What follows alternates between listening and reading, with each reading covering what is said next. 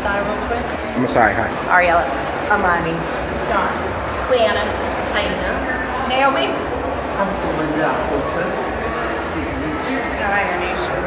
And this is the family of Dontay Ivy, who was murdered by the Albany Police Department almost about a year ago. So we're going to let them have the last word on that. What we did want to say as Black Lives Matter Upstate, so many people don't understand the difference between what's happening in Albany, New York. Less than 1/2 mile here, you have some of the highest poverty rates for African American people in this country, right? We're here in this country, I'm in this county, and so much of the democratic policies of here, because this is a democratic city, have gone towards continuing to fund the police. And we're talking about, we really want that to be reversed. We want Black and brown futures funded. We have a community that only has one high school that hasn't been upgraded in almost 40 years. Maybe someday with your national staff, we'll take a walk right here where you'll see building after building of abandonment.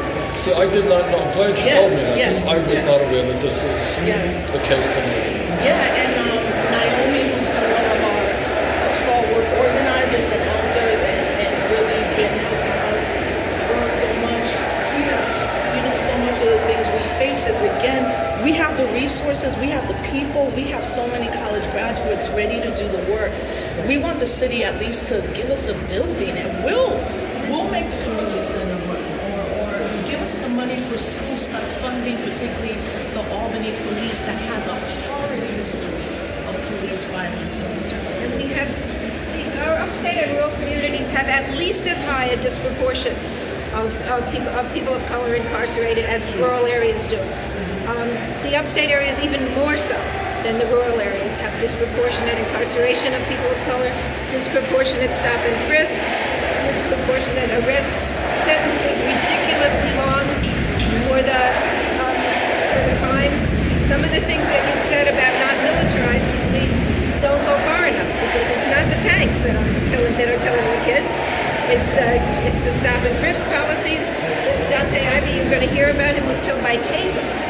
We need an end to lethal force and accountability. No, anti-militarization is great, but it's not what we want. And we'll let the family have the last word. My nephew Dontay Ivy was walking home from the store, and he stayed in the house all the time. And he only would go out at night because he was afraid to go out during the day. He was only going down to get something from the store, and on his way back, the police stopped him because they said he looked suspicious because he was carrying his hands like this, and it was 29 degrees. So he was cold. So they stopped him, they asked questions, he answered their questions. He did not. He did. Answer them. He did answer them, but they continued to harass him for no reason.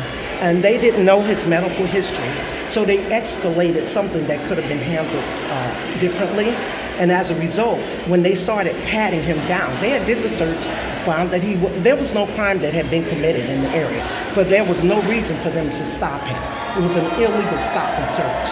So what happened, they touched him, and because of his mental illness, he couldn't even let us touch. This is his sister. We couldn't touch him because he was kind of paranoid. And he was a college graduate, an honor student from his college. But he went into a state of depression and never recovered from it. So he was living with his sister. And that particular night, what happened, he was walking home, and when they stopped and they started touching him, and that's when he started running. So so they chased him, and they tased him 7 times. They beat him with batons. Right down the street from home. Right, and he died in front of his house. And no officers were charged. No officers were charged. Nobody was charged. Starts with racial profiling and it goes on to lethal force. And you're right on both instances. We want an emphasis on the racial aspect, not just the class disparities. It's a racial profiling. He was stopped because he was black. He was killed. No accountability. He died feet from his house. And the mayor said that they were following policy and procedures, but policy and procedures are discretionary. Of course. It's the law that matters.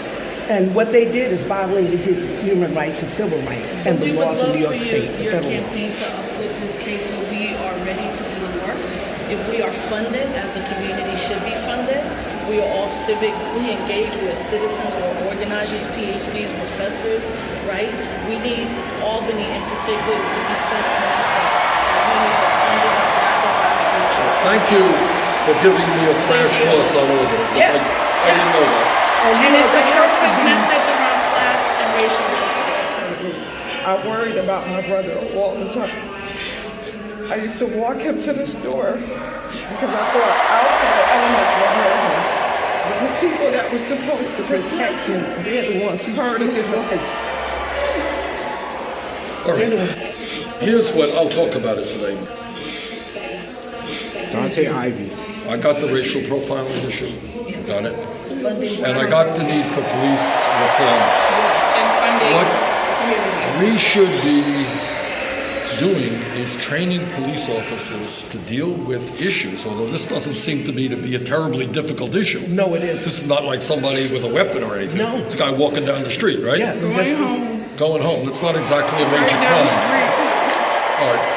And what we don't have yet is a culture in this country that says to the police departments that lethal force, so in this case using a taser 7 times, is last resort, not a first resort, right? Clearly in this particular case, that could have been dealt with in 100 different ways. Right. I'll give you an example. Part of the accountability, Senator Sanders, part of the accountability too is if they keep killing black and brown people, they need to be held accountable. Absolutely. And part of that accountability is beginning to defund them and fund us as rates as they are funded to prevent any of this from happening. We have the power to make it stop happening if our futures are funded. Let me give you an example. Yeah. I We guess need more a similar community thing, control. very similar case in my city where I live. A mother had a young man who was had mental issues. Kid, he was acting out. She called the police, right, to help. You know what happened? Happens so many times all the time. But yes, funding the community with the funds that should be taken away from people who are murdering us, we'll be happy. Because we're giving more money to the police after incidents like this happen, even to go towards training and more tasers that they say aren't lethal. That money needs to go to the community. That's how we prevent crime, by actually giving the money and the resources to the community. And even Well, with I think- policing, All right, community policing, Thank you. people need to be familiar with the community they police. Absolutely. Thank And you that's So what I you would would say. know if a person is mentally ill and how to deal with it. Exactly.